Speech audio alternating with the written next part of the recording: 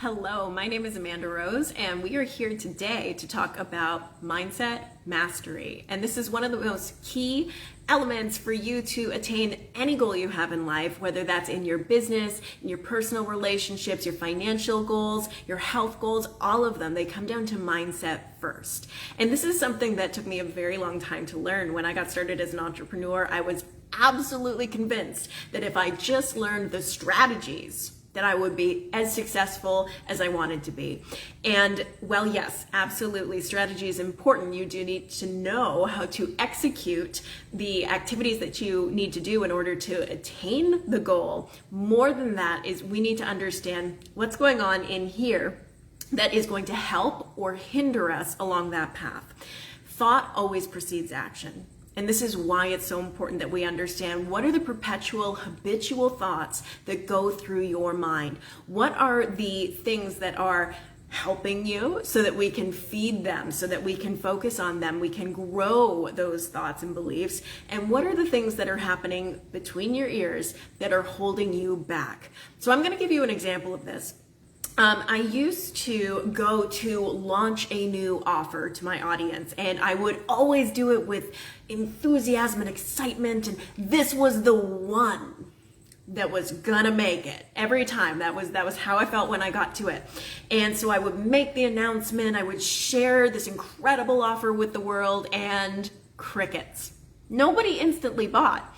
And then I would go through this internal turmoil. I would panic. I go, oh no, something's wrong with it. Nobody wants it. What's going on? This is so amazing. How come nobody's buying? And I would spiral.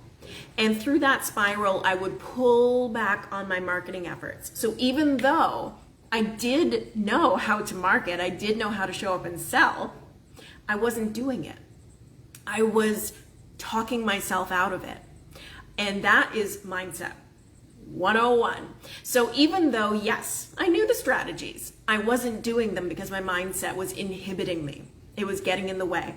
So until I took the time to stop and go, whoa, I'm not showing up fully. I'm not doing the activities. And it's because I'm afraid.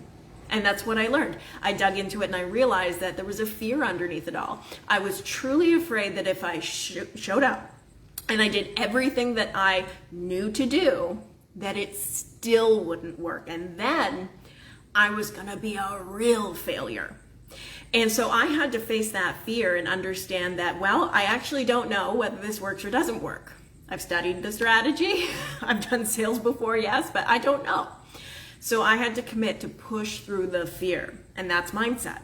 That's where the work comes in. So we need to start to understand what are the belief systems that are operating for you underneath the surface that are governing whether you're taking action or not in the different areas of your life, particularly in your business, whether you're going to see results or not. So in order for us to truly understand our belief system.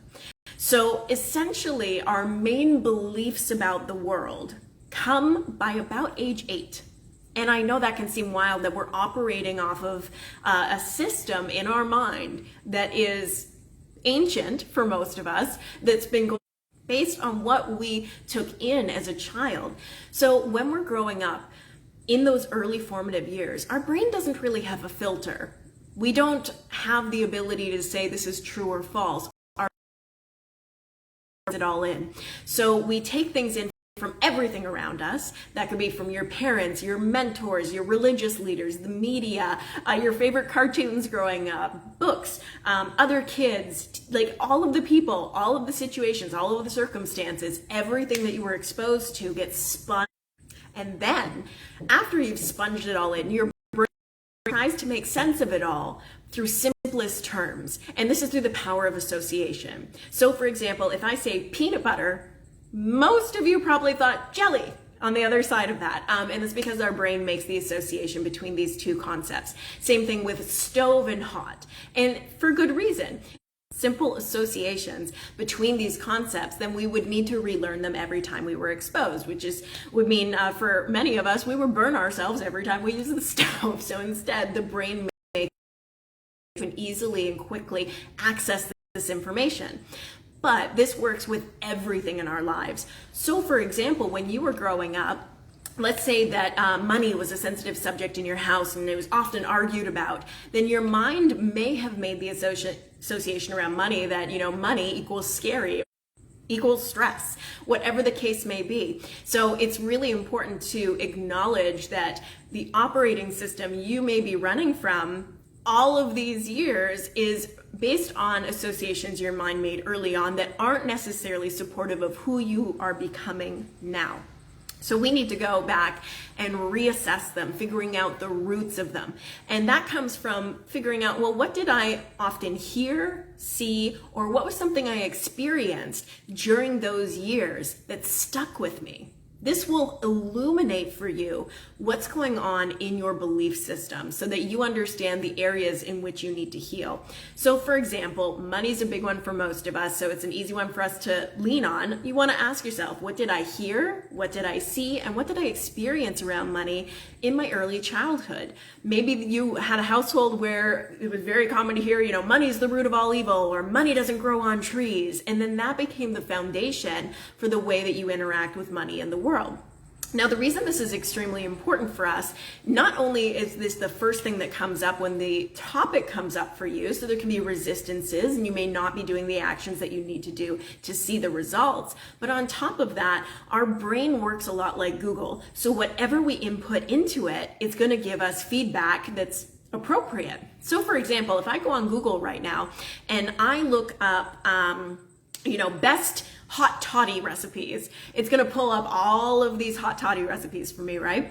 But even though Google has access to tell me a whole bunch of other stuff, like, how to change the oil in my car, or how to, I don't know why I'm drawing a blank. Basically how to do just about anything in the world. It's only going to show me hot toddy recipes because that's what I searched for. I didn't input other data. So it's only going to show me what I looked for, even though there's all of this other information, oodles of it. Basically anything I could ever imagine is online. It's only going to show me what I searched for. So this is the exact way that your brain works, and I'm going to illustrate it to you right now. So this is essentially your reticular activating system. So here's the cool thing about your brain. Your subconscious mind is aware of approximately 4 billion bits of information every second, which is pretty hard to comprehend. However, your conscious mind is only aware of approximately 2,000 bits per second, which of course begs the question, which 2,000 out of 4 billion does your mind know to focus on? And the answer is, it's what you tell it to. Just like going to Google and saying, show me hot toddy recipes, when you go to your mind and give it a focal point, it will look for that out of all of the information. So it's really important that you recognize that. So if we have the operating system that, money doesn't grow on trees, money's hard to get, money's hard to come by, your brain is looking for answers that are relevant to that search information. The cool thing on the opposing side of this is that we can absolutely transition that, where we can shift that into money is easy to come by, and your brain will go and look for search data that is matching. So you can really change the way that that works. So what I want you to do right now to illustrate the power of this is I want you to look around your space and make a mental note of anything that you see that's blue. Go, you got 10 seconds. Anything that you see that's blue, make a mental note of it. Try and get as many things as you can. We got 5 seconds left. As many as you can. And close your eyes. Keep them closed. Do not open them. No cheating. So with your eyes closed, what I want you to do is try and recall as many items that you saw that were red. Can you think of any? Maybe something that you use on a daily basis? All right, you can open your eyes and now look around the room and take in everything that's red. And you're probably going, that's red, that's red, that's red, that's red. How did I not know that was there? The reason that that happens is exactly what we talked about before, your reticular activating system. It will look for what you tell it to. So you told it to search for blue, and it did, and you got as many blue things as you could. And then when I asked you, what did you see that was red? It was really difficult for your mind to summon up anything because your brain shut off looking for all of the other things, even though they were there. So even though, yes, there's red things, there's probably pink and purple and black and gray and orange and yellow and every other color around you, they're all there, but your perception of them was not. And this is the power of the mind. This is the power of focus. So what I want you to take away from this training today is to sharpen your focus. Understand that your belief systems are creating your focal points. So you need to dig in and ask yourself around the main topics of your life, your health, your finances, your career, your relationships, and you need to ask, are they as optimal as they can be? And if they're not, go back and ask yourself those 3 pivotal questions. What did I see? What did I hear? And what did I experience around this topic in my formative years? That will give you insights into what's going on underneath the surface so that you can examine them. You can hold them up and go, is this really true in the grand scheme of the universe? Most of the time the answer is no. There's very few things that hold up to that.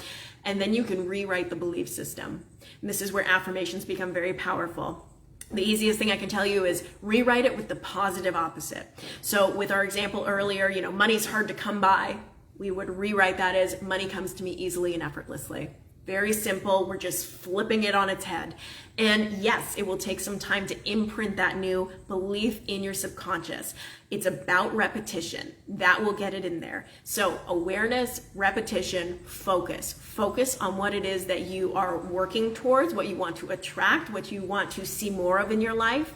And notice when you start to slip back into old habits, when you start to think about the things that you don't actually want to attract, the things that maybe cause some strife, some struggle, whatever those are. Notice when you slip into that train of thought. Thank your brain for sharing. Go, great, thank you, but we don't think that anymore. And then replace it with a new focal point. This will shift your life dramatically. I'm so excited for you to implement this and to see the changes in your life. Thank you for joining me today. Go and rock it out. Bye, guys.